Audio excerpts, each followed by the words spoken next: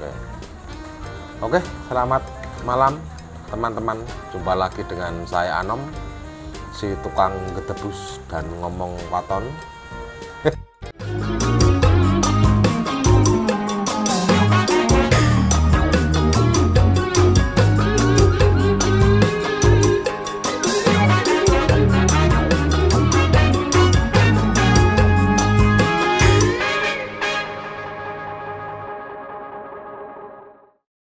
Pada video kita kali ini, malam kali ini kita masih berada di tempatnya Mas Harry Potter di Cafe Ngopa Ngopi Ngopo. Pada malam hari ini kita akan gedebus alias ngobrol bersama tentang penjiwaan bonsai, tentang pemahaman bonsai serut, terutama yang serut memiliki bentuk yang biasa, tapi dibikin kematangan, dibikin daun-daun mahkota yang begitu luar biasa. Ini kita mau tanya trik-triknya itu seperti apa. Kita langsung saja ketemu sama pakarnya, Mas Harry Potter. Selamat malam Mas Harry Potter. Selamat malam Mas Anom. Ya. Ini ada pohon sisir. Jadi pohon sisir itu pohon kaliage, ukuran small, kecil. Kedua pohon waru India tapi nggak ketok wudele. Yang ini pohon serut ukuran medium ini, serutnya udah sedikit indah, cantik kayak sing duwe pokoknya. Nah ini teman-teman, kita akan bahas dari pohon sisir dulu ya Mas Hari. Ya. Nah, pohon sisir ini banyak yang mengeluhkan bikin bonsai sisir itu sulit banget, katanya kok sering mati ranting, sering melepas, segala macam. Nah, ini kok Mas Hari itu kok punya ini bikin ukuran kecil kayak gini itu hasil dongkelan atau hasil programan? Ini Itu hasil programan Mas. hasil programan Ya. Kalau programan dengan ukuran yang sekecil ini itu dulu dari biji atau dari tukulan atau dari cangkokan? Itu dari tukulan Mas. Dari tukulan Ya. Dari tukulan itu berarti dari biji teman-teman. Nah ini untuk mencapai ukuran yang setinggi ini dan sebesar ini itu membutuhkan sistem apa? Cutting atau kawat atau apa ini? Jadi sistemnya sistem kawat, karena kan pengarahnya detail juga. Makanya kita mau ke reposisi alam, makanya kita pengarahnya untuk ke sisirnya sulit juga. Masalahnya makanya kita pakai kawat untuk bisa apa ya, mengarahkan ke alam, pohon. Jadi, di alam. Di kawate ini tujuannya untuk sebuah pengarahan sesuai yang kita harapkan. Ya.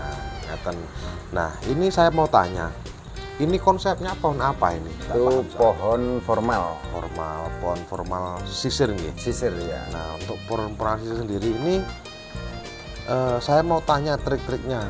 Ini dipotong seperti ini tuh dulu ini ada tunahnya ke kanan ke kiri atau sekedar dipotong aja nggak ada daun kok terus tumbuh lagi gitu Mas Hari? Ya itu kalau kita pemotongan harus ke belakangnya ada tunahnya satu. Ada tunahnya. Kalau tidak ada tunahnya kemungkinan besar 80% nanti mati akar, jadi mati ranting. Jadi gini teman-teman, sisir itu sebelum pemotongan menurut Mas Hari sesuai pengalamannya itu sebelum dipotong harus ada calon tunas nih Mas. Ya. Untuk menjaga ini biar tidak melorot ya. Ya.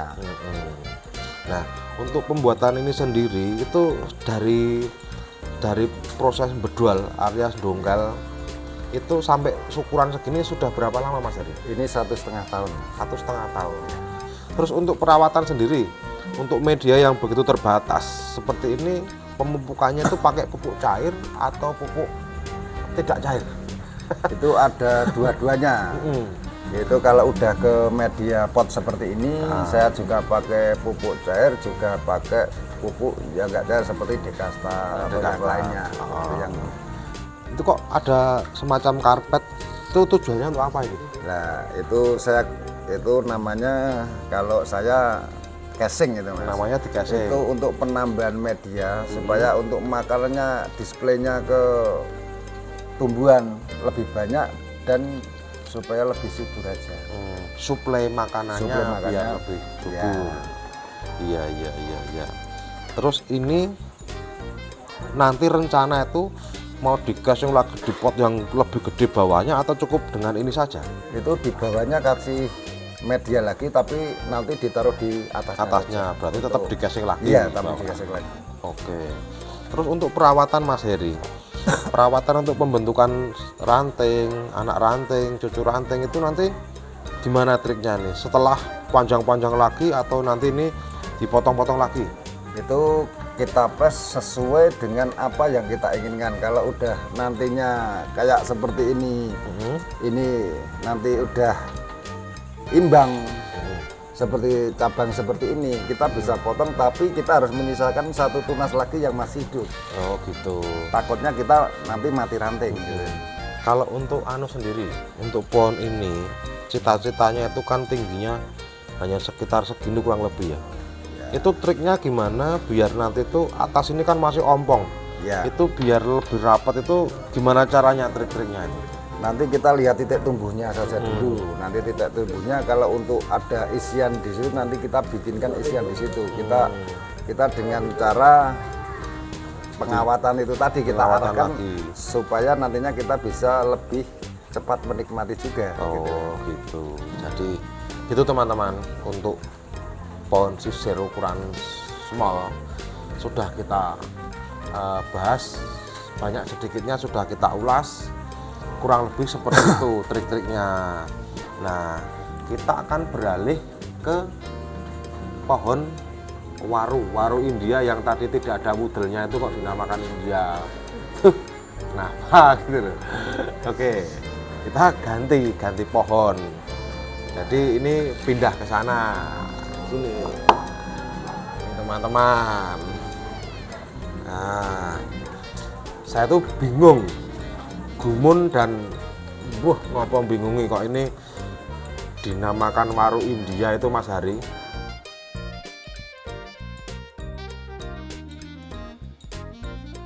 Oke Mas Hari, aku mau tanya, ini pohon kok bentuknya beda dengan ini? Kalau ini pohon formal, kalau ini masuk jenis apa ini?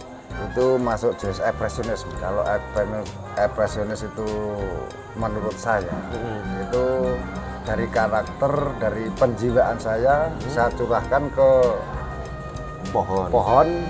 Gimana caranya supaya pohon itu tidak seperti lainnya, kita bikin ekstrim aja. Ekstrim, oke. Jadi untuk ini seperti mengekspresikan perasaan ya, ke dalam sebuah pohon. Oke. Lah, terus ini tuh nanti calon-calon mahkota itu di mana Mas Hari? Kalau ini dari gerak dasar kita ke mahkotanya di sini. Karena apa? Di sini ada segini, itu saya bikin untuk balance-nya dari sini. Karena gitu. Petuangnya pohon ini cenderungnya ke samping sini. Makanya gitu. Ini untuk balance aja. Oke. Terus untuk pembuatan, ini kan pohon termasuk programan ya Mas? Iya, programan. Programan itu kakinya sudah enak nih, muter, kakinya seimbang. Terus ini cara moletkan bodi ini gimana dulu ceritanya? Itu ada 2 trik. Satu pertama dulu kita kawat yang besar dengan kita cara Jawanya kita panteng juga ada, kita tarik gitu. Tarik ya. Nah, dulu nariknya tuh seukuran ini atau masih kecil? Masih kecil berarti ini pohon sudah termasuk berumur juga ya ini ya? Berumur.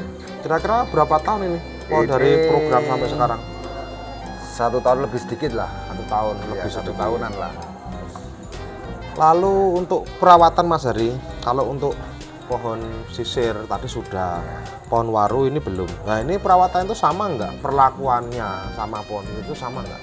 Perlakuannya beda. Kalau untuk pemukanya sama, tapi untuk hama atau apa lebih cenderung ke waru. Penyakitnya lebih banyak. Ya. Contohnya penyakitnya apa kalau di waru ini Mas Hari? Itu kutu putih, terus ulat daun ya. Daun ya itu. Terus sering nantinya kutu putih kita menjadikan kan jadi ada seperti flek jamur gitu. Ya. Itu Terus untuk mati ranting. untuk pengobatannya itu sendiri, Mas Heri menggunakan obat alami atau obat kimia itu? Itu pakai kimia. Kalau kita udah apa ya, kalau udah agak parah kita harus pakai kimia juga.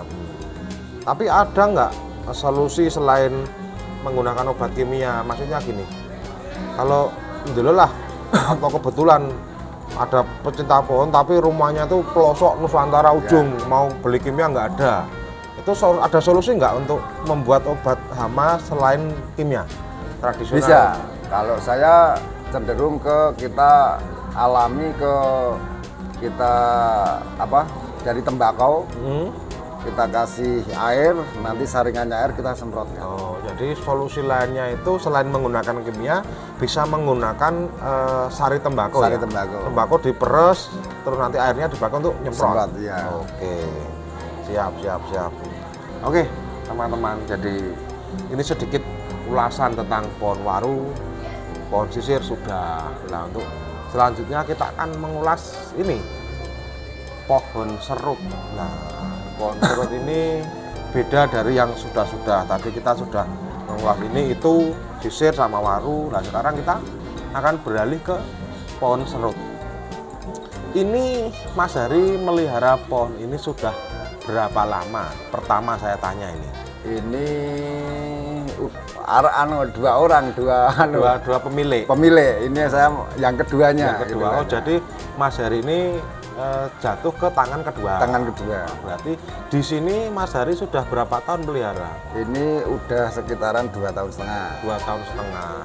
Nah, yang mau saya tanyakan, ini dengan bentuk gerak dasar yang begitu sederhana, ya. Lalu sudah ada mahkota-mahkota, ada daun-daun yang rapat dan cantik seperti ini tuh, Mas Heri sendiri dari awal di sini 2 tahun itu atau meneruskan? Itu saya rubah untuk kesemuanya. Semuanya dirubah? Saya rubah sendiri. Dulunya kurang lebih seperti apa Mas Heri? Dulu kan cenderung tidur sana, Mas. Oh, cenderung tidur pohonnya, ya, slanting tidur. ya? Slanting, ya. Cenderung slanting. Lalu untuk pengarahan atau penggarapan sendiri dari model reposisi bentuk itu, ini dari ini kawatan atau cutting aja ini? Kok saya lihat kok rapet banget. Ini dari pertama kita cutting, Mas. Cutting ya? Cutting. Kalau untuk pengarahan yang seperti ini kita untuk mengisi tempat-tempat kita arahkan, cuma kita tarik aja. Oh, kita tarik. Mungkin saya bisa diberi penjelasan tentang perbedaan yang pohon dulu sama sekarang itu. Kalau dulu itu gimana pohonnya? Dulunya itu masih kecil-kecil semua, Mas. Terus ini penambahan dari sisi-sisi yang kurang pas, ini saya tambahin, saya bikin semua. Terus untuk dari apa teksturnya kemarin kan lebih condong ke kiri. Ya, terus saya bikin tegak lurus, tapi kan kita bikin lagi nanti ke backnya ini, tapi kita kemarin ada cenderung fatal, kita putus backnya. Coba kita lihat. Nah, gitu loh. Oh, ini ya. Makanya kita bikin lagi nanti dari bawah, kita kesannya kan kita untuk apa ya? Untuk kita bikinnya kan nggak kawatan, kita cutting. Makanya kita ambil ke alamnya, kita cenderung nanti biar jadi naturalisasi pohon ke alamnya seperti alam yang di liar di hutan atau di persawahan. Oh, jadi lebih mencari atau mengacu ke inspirasi ke alam ya. Natural ya Mas ya. Berarti PR-nya yang perlu diperhatikan adalah bikin back belakang ya Mas. Back belakang. Mas Heri, untuk selama 2 tahun di sini, itu pernah nggak pohon ini ada penawaran dari pengunjung atau dari kolektor gitu?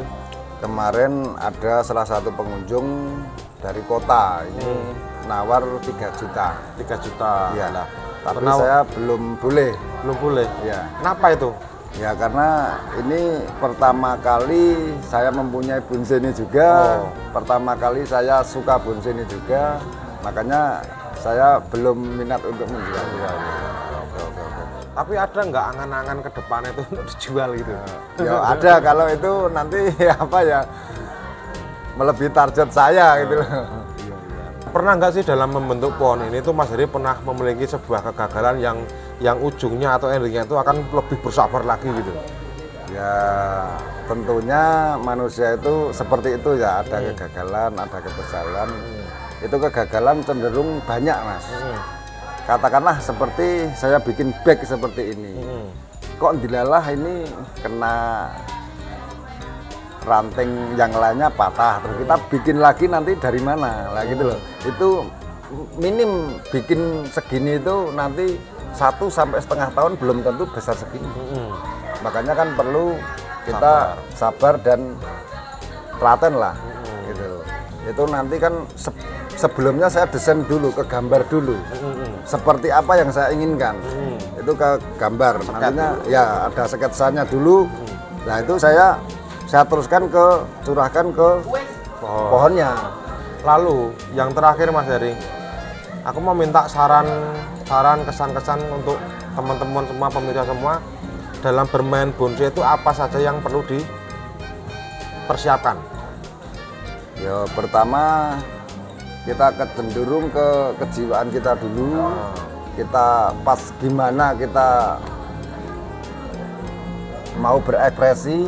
Keduanya kita lihat dulu barang yang kita ekspresikan itu seperti apa dulu. Terus kita programnya, sketsanya seperti apa dulu yang kita inginkan, ya itu jangan dirubah-rubah. Gitu. Kita harus suka dengan pohonnya itu sendiri. Dengan tanaman ya? Iya. Terus kalau udah suka, nantinya kelanjutannya kita lebih enak, mau apain kita kan lebih sesuka karena kita udah suka ya itu. Ya cuma itu aja. Oke.